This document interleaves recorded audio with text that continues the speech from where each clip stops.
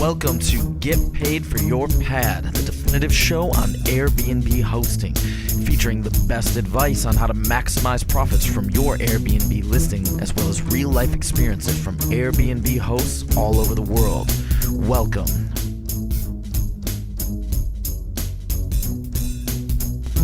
Get paid for your pad. Get paid for your pad.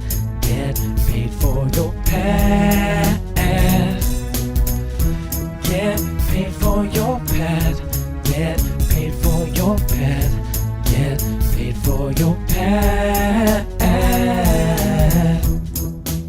This episode is brought to you by Hostfully, a company that helps you make beautiful guidebooks for your listing. Make your own at hostfully.com/pad. And as a special for Get Paid for Your Pad listeners, you'll get a free guidebook consultation after you make your guidebook. Welcome everybody to another episode of Get Paid for Your Pad. And today the topic of the interview is how to use Airbnb to create personal freedom. And I'm talking to somebody who's created a lot of personal freedom. A very interesting story. His name is Chris Black. Chris, welcome to the show. Hey, thank you. Glad to be here. How's it going? How's life in Bangkok where you are? Oh, it's great. It's warm every day. Food tastes good. Life is pretty easy. It's pretty good. That's great. So let's dive right in. I know, you currently live in Bangkok, but that's not where you grew up, and that's not where you got involved with Airbnb. So let's go a little back in time, and let's start with when you found out about Airbnb. Yeah, well, I was living in San Francisco in the early 2000s, mid 2000s, and I think I first heard about Airbnb probably about 2008, 2009. And at the time, I was a programmer for an ad agency, a nationwide ad agency. And, I had started programming and doing design in 1998 in Silicon Valley. So by that time, I had been doing it for quite some time. And right about 2010, I was looking for a way to basically create more personal freedom for myself. I had felt like, the writing was on the wall, so to speak. Like after 12 years of programming, my life was all about conference calls and deadlines. I was like senior manager type person. And I really felt like, I was really good at what I did and I loved what I did, but I felt like I was missing a lot of moments with my friends, with my family, and even for myself. So at a certain point, I got a little bit of confidence and decided to basically quit my job and start programming for myself in order to have a bit more time. And at the time, it was great. Like I ended up getting a really nice contract that ended up being essentially a salary for me. I took a little bit of a pay cut, but I was able to be wherever I wanted. And I bought a boat in the Caribbean because I love fishing. And so I was basically living on the boat. I was fishing during the day and programming at night. And it was quite a nice little setup. And while I was gone from San Francisco, I was renting out my place. And so that was on Airbnb. And so that was my first entree with Airbnb. And at first I really didn't, I think, understand it for what we understand it for now. It seemed like a good way to offset my San Francisco rent while I wasn't there, but I didn't see it as a new lifestyle at the time. And sort of two things happened, one, I found that I had a real taste for the hospitality industry, or as I would say, maybe creating an experience for a guest. I really got into that from an intellectual standpoint and an executional standpoint. On the other hand, I started to see how valuable, one day was, in terms of income, and so while I was in the Caribbean for, months at a time, my rent was being paid for in San Francisco. I was making a little bit on top of it, plus supporting some friends that were helping me with the cleaning and things like that while I was away. And for me at the beginning, it was, and still is, it's definitely a net positive on the whole experience. And it was the first time I started to see that, a daily rental sort of scenario could really help me be more free in my life. So yeah, that's kind of how I got introduced to Airbnb. Your story sounds very similar to mine, actually. I quit my job in 2010 as well. I didn't know about Airbnb at the time, unfortunately. That happened 2 years later. But I really like your story, and I think it's a pretty awesome idea to buy a boat and go to the Caribbean. Were you nervous at all about this decision? I remember, before I quit my job, I was pretty nervous. I was a little scared about it because, you're giving up pretty much everything you know. And I didn't really know what was going to happen. Yeah, I was definitely nervous, and it was definitely one of the weirder experiences that I felt, because for the first, like I needed to be somewhere, like for so long, Monday morning I had to be somewhere, like people were expecting me to be somewhere. And so for the first couple of months, it was just a really strange feeling to not have to be anywhere. And it took me probably about 6 months to get used to not being driven by demands outside of me and to sort of create my own path. Because it always sounds like really fun, it's like, oh, I don't have any work. But, unfortunately, I mean, even from the time that we're kids, we're used to having something to do that we have to go do. So that was the first time that, I didn't have to be anywhere. And it was a bewildering feeling.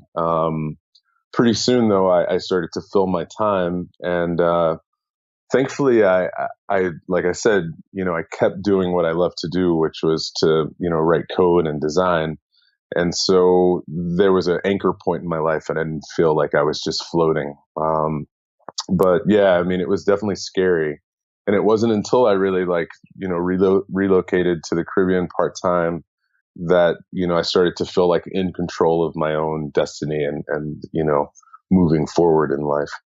Yeah, I can totally relate to everything you're saying.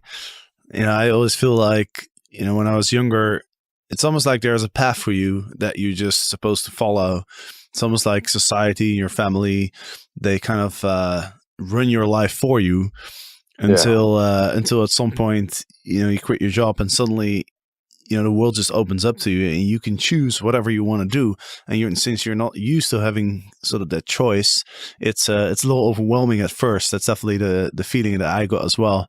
I remember just waking up the first morning when I didn't have to go to work, and before, if I would have a holiday, I would always plan something to do, right? I would book a trip or whatever. But now it was like, okay, what am I going to do today? And what am I going to do this week and then this month and the next year?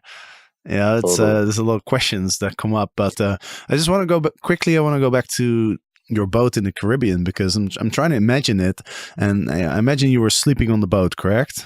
That's correct, yeah. And so were you always out on the ocean, or were you mostly in docked at the harbor, or how does that work?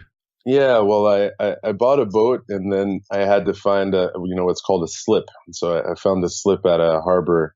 It was in St. Thomas, which is a U.S. Virgin Island. And so I found a slip that could accommodate my boat, and that was also affordable for me, because it does cost us like monthly rent in a way. And, it had electrical hookups, I had water access, and then there were, showers and bathrooms that were on land, but then my boat also had a shower and bathroom on it. And, at first, I mean, to be honest with you, I mean, this was like a crazy turn in my life, because, I went to the Caribbean to visit a friend and saw how gorgeous it was. And, we went over to St. John, which is another island, and I just thought, I wonder how much a boat is, and I'm seeing all these boats, and I literally just went to Craigslist, and eventually I ended up finding this broker, and I was only there 5 days. And on the last day, I went on a sea trial on the boat that I ended up buying, and went back to San Francisco, got my stuff together, pulled some money from different places, and then went back to the Caribbean and bought the boat. And so I had never piloted a boat on an open ocean. I had only done like small boats on rivers and lakes and things like that.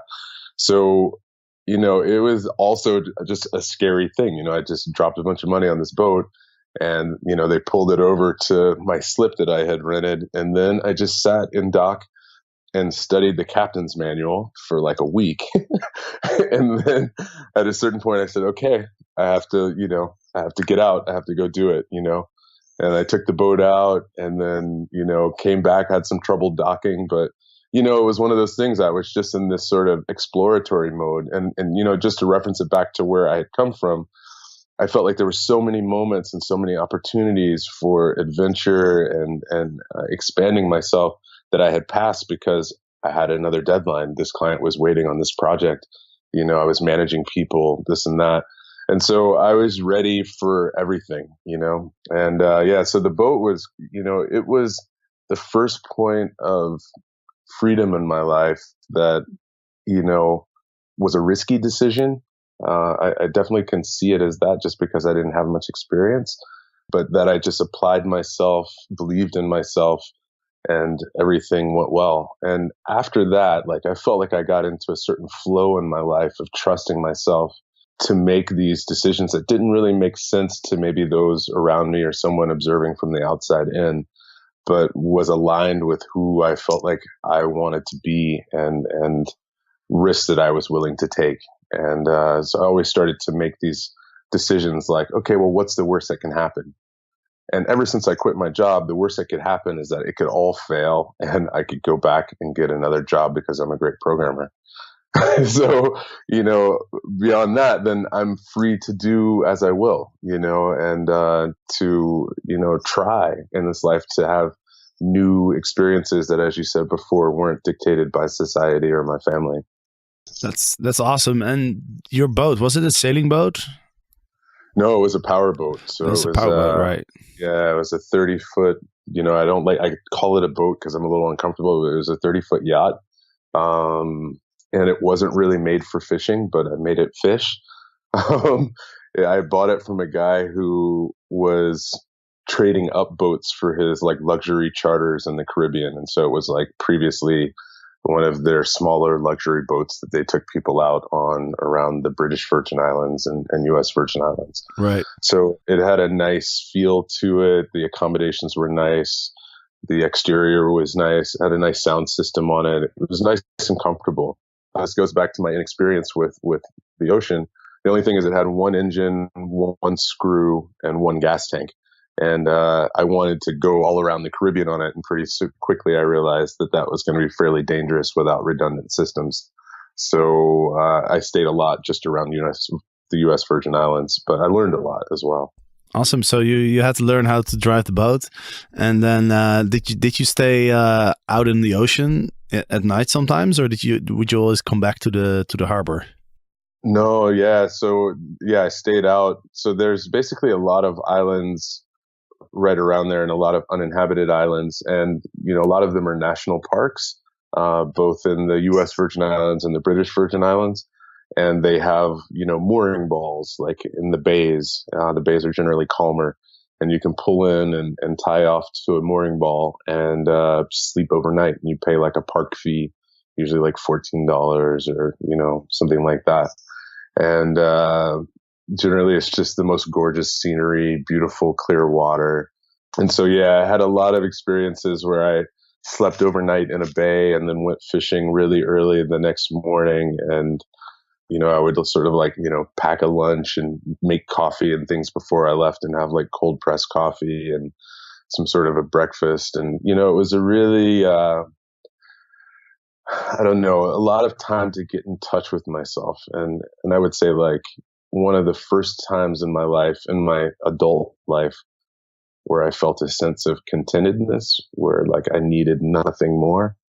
And that was a priceless feeling for me. It was definitely something that was, I'd never had in San Francisco. I never had as a programmer. It was just this sense that everything was okay and I didn't need anything more. So, that is, like I said, it's priceless. it's something that came from all of those kind of crazy decisions that ended up being okay. Very cool. And what did you do with the fish? Did you sell them, or you cook the fish in your kitchen, or? Yeah, that's a great question. So, I'm fishing out over the continental shelf, and it drops down like 20,000 feet. So the fish are quite big. So we were catching tunas, wahoos, mahi-mahi, barracuda, which we always throw back, and kingfish. And they were all massive. Like, I've caught fish basically as big as me. And so there was way too much fish to eat, and if you put it in the freezer or the fridge, it's going to go bad. So I started selling it to the local restaurants, and I wasn't the only fisherman doing this, but I had some friends that were working at restaurants. They hooked me up with their chef, and I would end up calling in and saying, I have like a 30-pound wahoo, or, 3 or 4 mahi-mahi. And then I would come in and, drive them up to the hotel. They would weigh them, pay me in cash. So it was a nice way to enjoy my life, while having, it took me actually just, the dollars and cents of it all. It took me 6 months of going out and paying gas and not catching anything to start to learn where the fish were. And at that point, I started getting paid back, and I'd go out. It cost me $200 a day just in fuel. So that was a lot of times I went fishing and didn't make any money. And then I started to come back with enough fish to basically pay for my gas and give me a little extra cash. Like, I made a little profit off of the day. So it wasn't that bad, It was a lot of fun, and I learned a lot.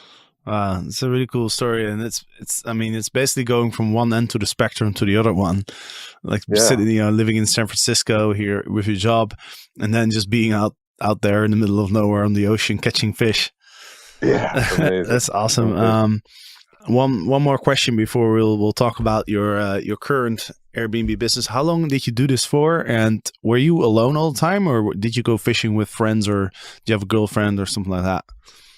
Yeah, so it's not good to go out on the open ocean by yourself. It's kind of dangerous. And I learned that the hard way in the first couple of months, where I really didn't know what the sea conditions, how to read those, and the sea conditions changed on me, and I was by myself, and obviously I didn't die, but it was scary, and I learned from it. So after that, like, my buddies would go out, sometimes though they weren't available. And so then I kind of went and did safer fishes, or, kind of read I got better at reading the weather, essentially.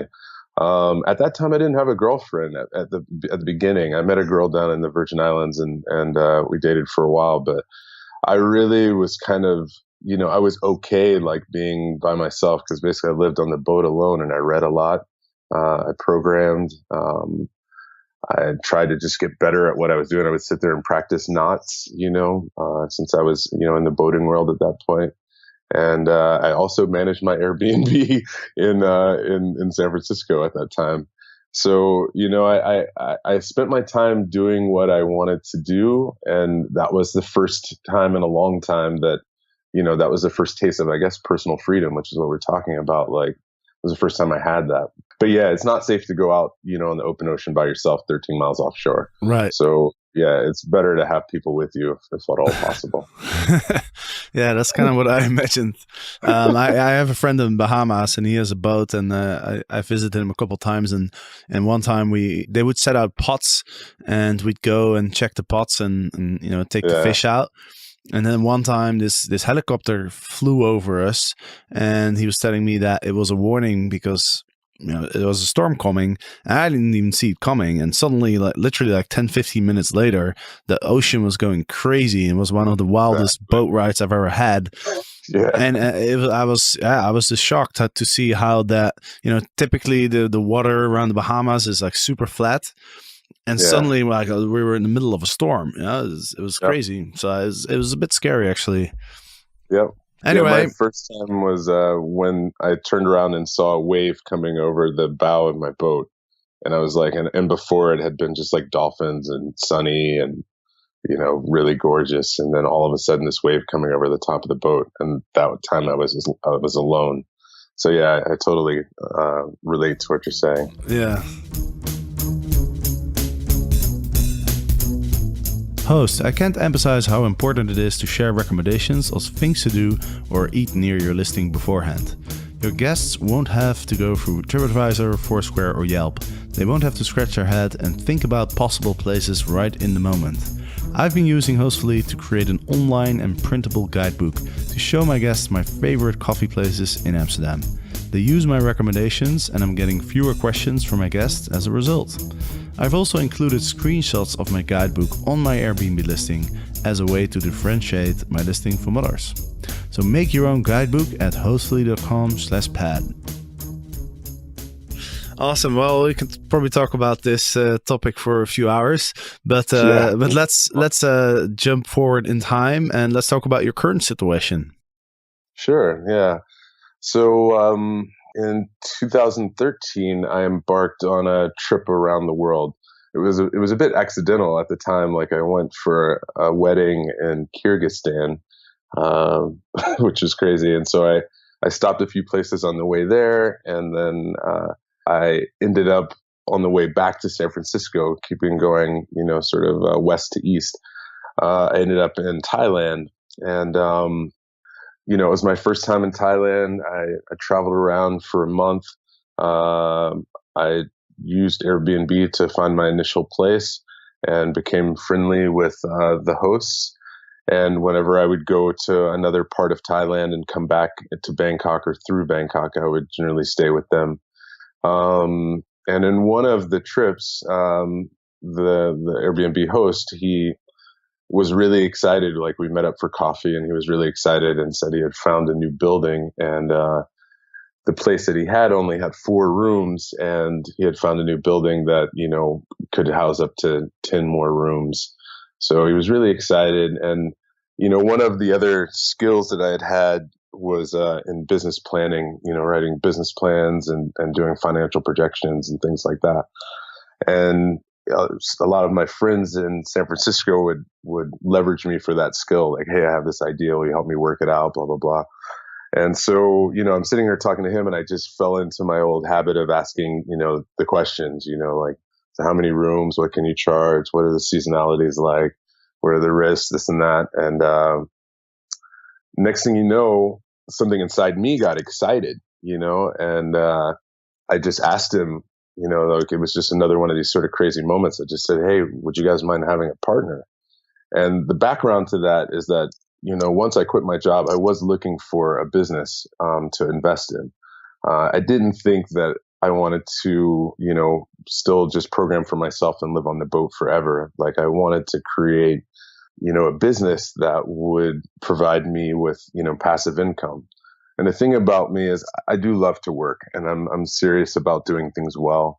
I really love to be involved, and I don't mind doing any part of the business. So I knew it would be more work, but I wanted to invest the money that I had and grow it essentially. And ultimately I wanted to replace my old programming income with passive income.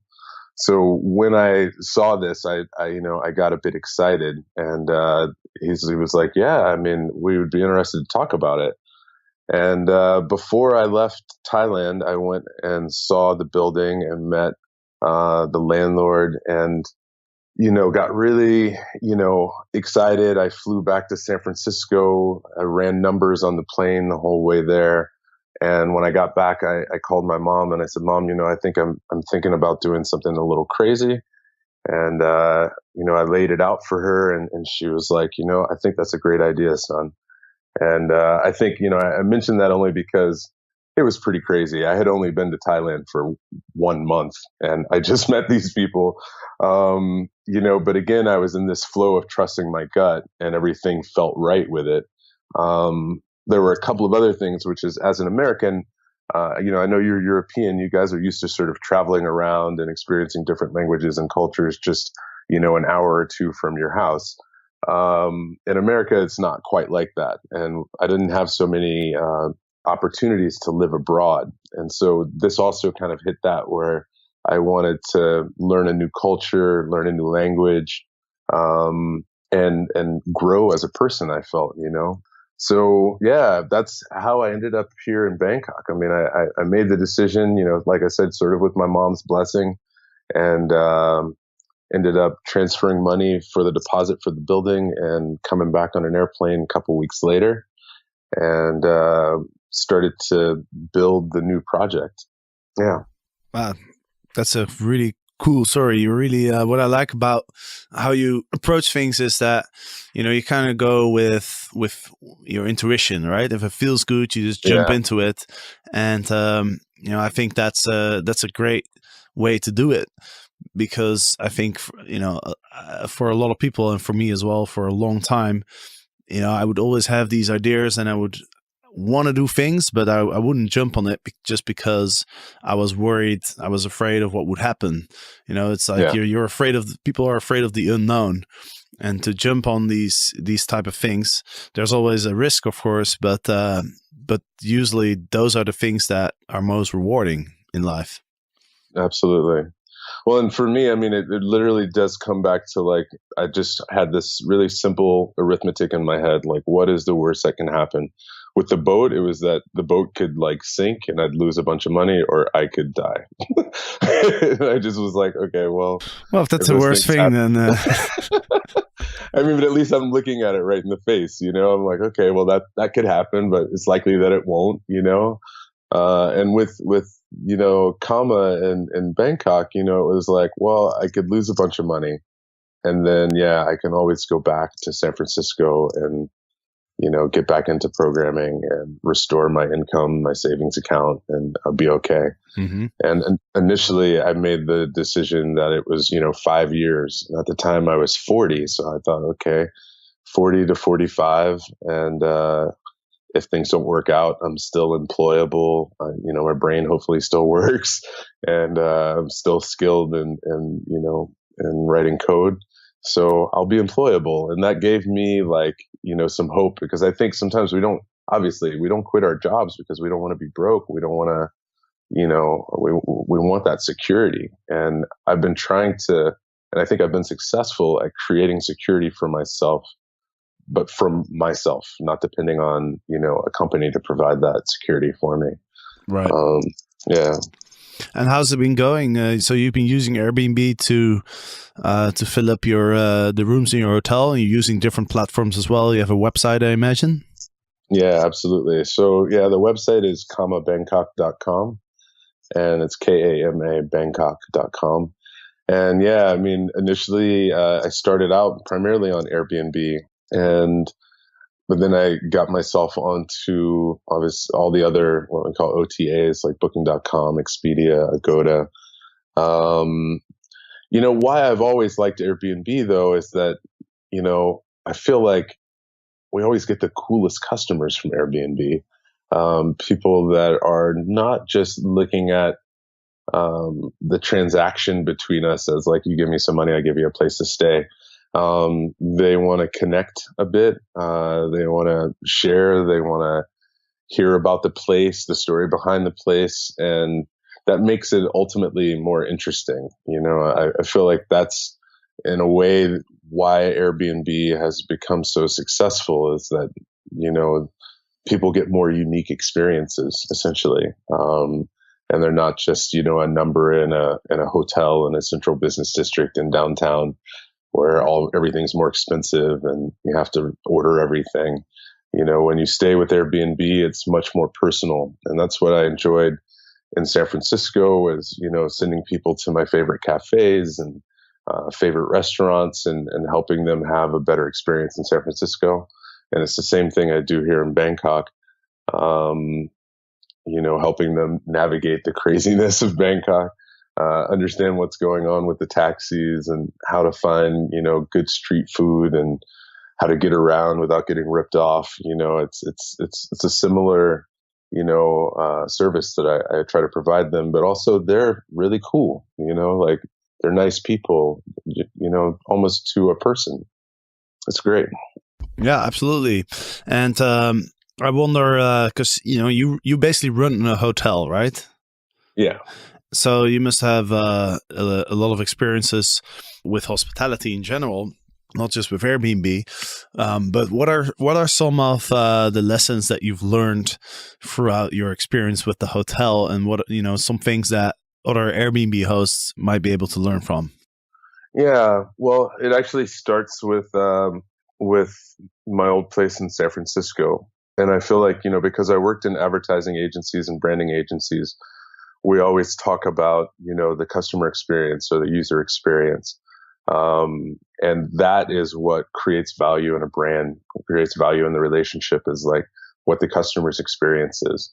So I've always kind of taken that seriously and applied it to these other areas of my life. With my place in San Francisco and here, I really try to design, my guest experience from the moment that we, start interacting to the moment that they arrive at our location. I try to communicate really clearly, uh, make sure that they understand how to get to the place and what to expect once they're there. Now I have staff working for me at the hotel, so I train them, how to interact with the customer from the moment that the taxi drives up to drop them off. And that sort of, choreography, as I call it, although, it sounds a little bit fake, but it's not. It's just making sure that the service points are there, goes from the moment of the taxi to the moment that we introduce them to their room. And I find that our customers, there's a consistency in that we see a positive effect from. And I feel like our customers really, really like it.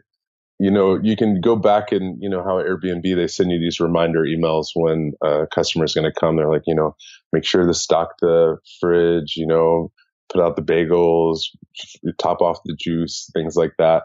It's very similar to that, but I try to do it from, a more experiential standpoint of their entrance into the hotel. So we do welcome drinks. We grab their bags. We don't have bellboys or anything like that. But myself and my employees, we carry their bags. It's Thailand, so it's always hot, like every day. So we also deliver our rooms, cold. We leave the air conditioner on so they're not walking into a hot room. From the way that we set the lighting, the things that we say, the questions that we ask, we really just try to make sure that we really care for them when they arrive. So I would say that that's what I do. Focus on the experience. I think it's a great way to do it. I think a lot of people initially they focus on their house, right? They focus on their apartment. Absolutely. Well, it's understandable because when you're just starting out, that's what you have, right? And so I think the stuff that you were talking about is something that you typically learn throughout the Airbnb experience, and it's definitely something that I had to learn in the beginning. And I totally agree with you that the experience starts earlier than the moment that the guest checks in. I mean, for me, the experience starts the moment that I receive the booking. It's one of the most important learning lessons for me has been that, the guests, they want to know about where they're staying. They want to know about you as a host because they're traveling all around the world to stay in an unfamiliar location with a person that they don't know. And so they want to have that comfortable feeling of knowing that person is going to take care of them, right? I mean, a lot of people have 1 or 2 holidays a year. And so you don't want to risk wasting your holiday and having a bad experience, right? And that's why, I focus very much on the communication before the guest arrives. Like I send them, and I use a tool now that's called Aviva IQ, which means that as soon as I get the booking, even when I'm asleep, a message automatically goes out to the person that books my place, and it's just a welcome message, and it says that that I'm on top of things and that I will send them a guidebook as soon as I can to their email. And then, when I wake up, I send them the email with a guidebook that I make through Hostfully. And, that's just a great start. That's a great start to the experience. Like the guest immediately gets an answer and the guest immediately has all the information that they need. And I really think that's really important. And I've definitely gotten a lot of feedback from my guests, positive feedback regarding to that. So what about you? How do you do the communication? Yeah, I mean, a lot of times, especially now here in Bangkok, it was not the case so much in San Francisco, but here in Bangkok, they start out with a lot of questions. I want to know, how close we are to the main sites, what are the transportation options? A lot of that is referenced on my Airbnb page, but, people send questions anyways.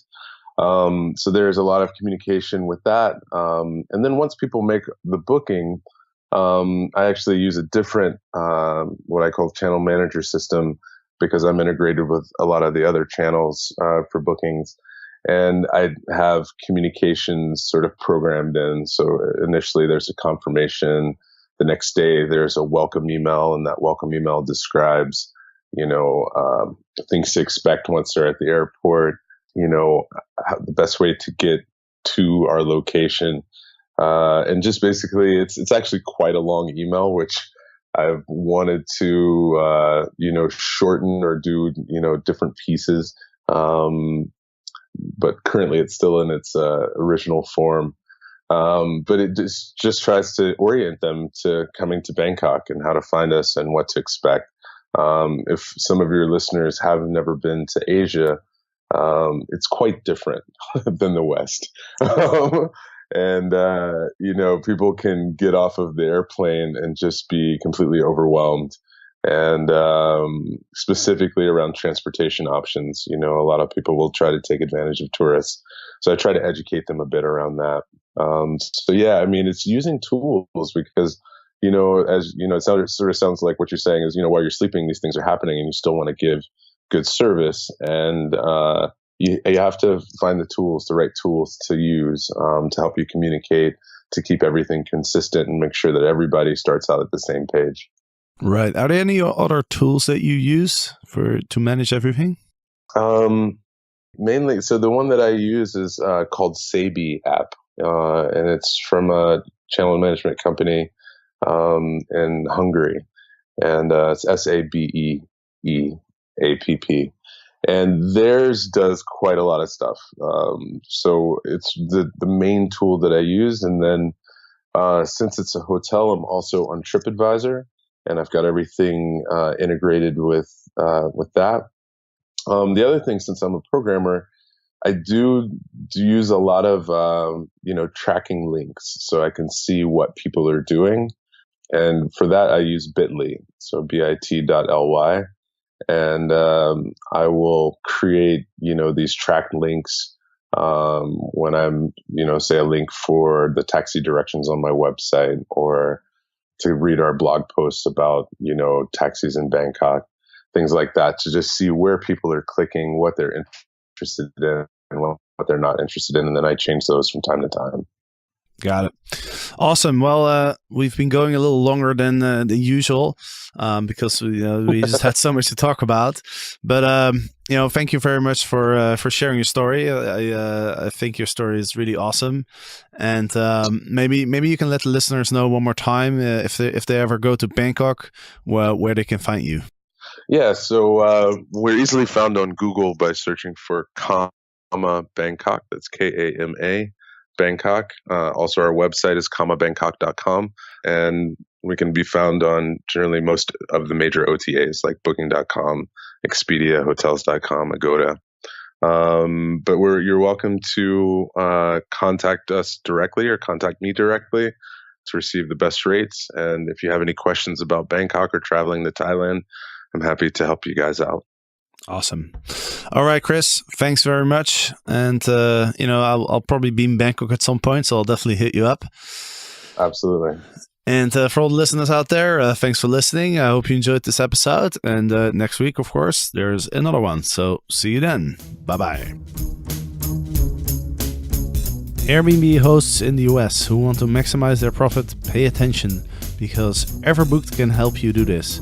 Everbooked provides nightly optimized pricing, a comparison tool that shows you where your competition is at, and a market reports tool that gives you the bigger picture and tells you where the best places are to invest. Sign up now for Everbooked and use code GPFYP to get the first 3 months for free. Get paid for your pad. Get paid for your pad. Get paid for your pad. pad. Get paid for your